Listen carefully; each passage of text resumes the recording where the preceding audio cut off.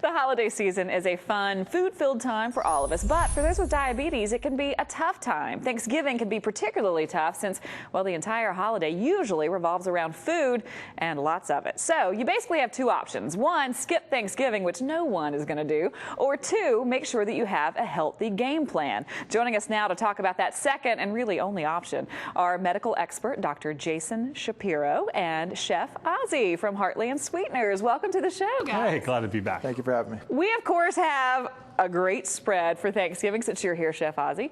But let's talk, Dr. Shapiro, let's talk a little bit about the holidays. If we have all of this food, we're surrounded by food, it can be a particularly tough time, as you heard me say, for those who have diabetes. What are some foods that people who do have diabetes can actually enjoy during the holiday season? Sure. Well, you know, first and foremost, it's all about moderation, especially during this holiday season. But let's keep it simple. You know, I would start with looking at turkey over ham as the principal source of protein. I see turkey because it's low in fat, it's virtually carbohydrate free, versus ham, which is a fattier protein and typically is cured with sugar-rich products. Now, if you're going to have turkey, in my house you have to have gravy too. Could you have gravy? Absolutely. Who can have Thanksgiving without gravy? Right. People with diabetes, with respect to gravy, you know, 1 to 2 tablespoons is appropriate. Gravy is loaded with carbohydrates. A solid or an appropriate alternative to gravy is mustard. I look at Dijon or an English Coleman's as a very safe, diabetes-friendly alternative to gravy. Are there any vegetables that people who have diabetes should maybe try to avoid, or at least, you know, eat in moderation? I would look at green leafy vegetables as diabetes-friendly choice. I would avoid the sweet peas. I would avoid the sweet potato. In general. The starchy foods. Absolutely. Okay, well, Chef Ozzie, I'm going to bring you in here because we have some holiday treats that you are the master of making these treats without all of the sugar. And it's fun. And it's fun. Yeah, right. And tasty. Right. That's the key here. You have one of my favorites prepared here without all of the sugar. Perfect for the holidays. Pumpkin bread. Yeah, isn't that great? Yes. Now, I got a little tip for this one, too. Now, this is easy. We're just substituting the sugar straight up with Ideal. With Ideal. Sweetener. I mean, that's the first and foremost. And then I have another little tip. You know, if you really want to dress it up a little bit, a butter spread or a butter alternative spread, some Ideal confectioners, a little bit of lemon zest, and maybe some cinnamon. So you're making a nice little healthy spread for it, too. So you're not cream cheese or anything else like that, or butter. You're getting rid of that. So you have a little twist to it.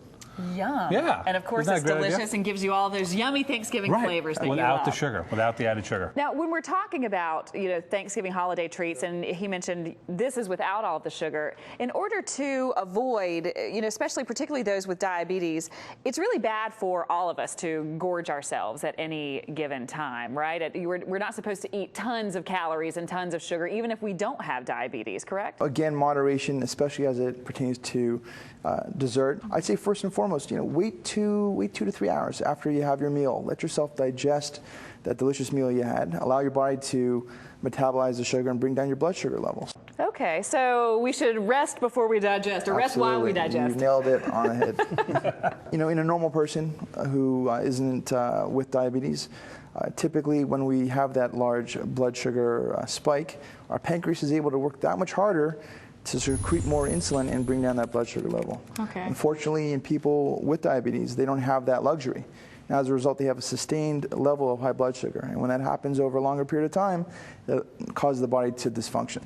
Okay, now that's one of the great things that I remember us talking about in the past with xylitol. It's got somewhere around a 7 on the glycemic index, right? And that's what makes our product Ideal so unique. It's because it's so low in the glycemic index, which allows your body to slowly absorb it so you don't get those glucose spikes. Absolutely. So we talked about it in previous with kids and, you know, getting too much sugar and it bouncing off the walls. That doesn't happen with our sweetener. And so this would be something that's good for someone who has diabetes. Exactly, yeah. It's great. I'm going to tell you guys are both brainiacs, and I just said 7 on a glycemic index, and I've heard the language. But Dr. Shapiro, what am I exactly saying when I say that, you know, xylitol, that Ideal, registers a 7 on the glycemic index? Glycemic index is a good measure of the effect of carbohydrates on our blood sugar. So our goal here is to look for foods that are very low on the glycemic index. These kinds of foods typically will allow the body to very gradually absorb the sugar and allows the body a good amount of time to bring your blood sugar levels down. Okay. Now, we are talking about all the things that we can cook at Thanksgiving, or we can bake at Thanksgiving using Ideal, which of course will cut some of the sugar out of these sweet treats. I love you so much for bringing pumpkin cheesecake today. And I got some other little treats. Yeah, this is a great recipe. We're taking out the eggs. We're actually using egg substitute. Oh, wow. We're using a low-fat cream cheese, not non-fat, because non-fat will make it really crumbly and dry, so you don't have to go to that extreme. We're using a light sour cream. Oh, okay. I didn't even know there was sour cream in cheesecake. Right, and then you can also, in the graham cracker crumbs, they have a low-fat version out right now. Really? So you can cut the fat out of that as well. The staple for every, I think, Thanksgiving, and I think any American holiday, is apple pie. Oh, yeah. You've done a great apple pie for us as well. Very simple. Just taking out all the sugar, replacing it completely with ideal sweetener. Completely. Simple. Very simple. Now, that leads me to my next question for you, because you know I'm not hosting Thanksgiving at my house. No one expects me to cook all of that, and no one would want to eat it if I did. What could I take that would be appropriate for an entire group, maybe some people who have diabetes, some who don't, that's easy? Easy. Easy. That's the key word for you, right, Beth? Yes. Right here. Cinnamon cookies. Very simple. Cookies. Very simple. I mean, it's just like your basic sugar cookie. We got cinnamon added in there. We're taking out all the sugar. We're replacing it with ideal no-calorie sweetener. We're just making standard everyday cookies. You know, another thing that that could have cinnamon in it that I love. You know that I love cinnamon, and we talked about this before.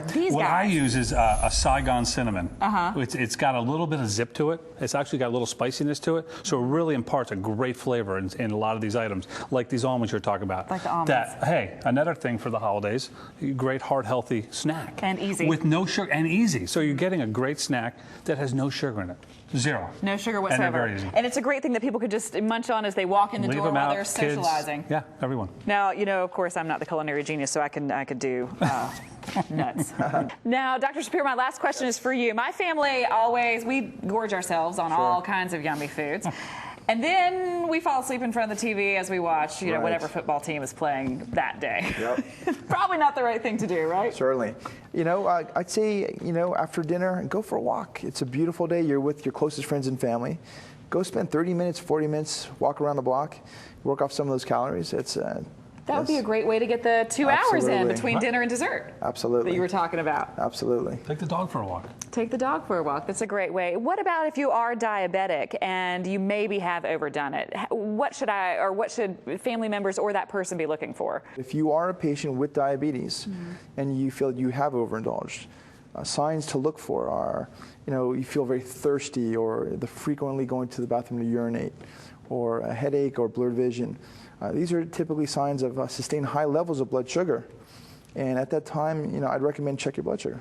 Okay. Well, this has been really informative. You've had all the medical information, and of course, you make my day great because I can eat all this yummy food. Yes. You have the greatest recipes out there. Thank you. Thank you both so much for joining us. Well, thanks for having us. We appreciate you being here. Now, to find out more about sugar-free Thanksgiving recipe ideas and cooking with ideal sweetener, check out idealsweet.com, and that's where you can also order a copy of Chef Ozzie's new cookbook, Sweet Revolution.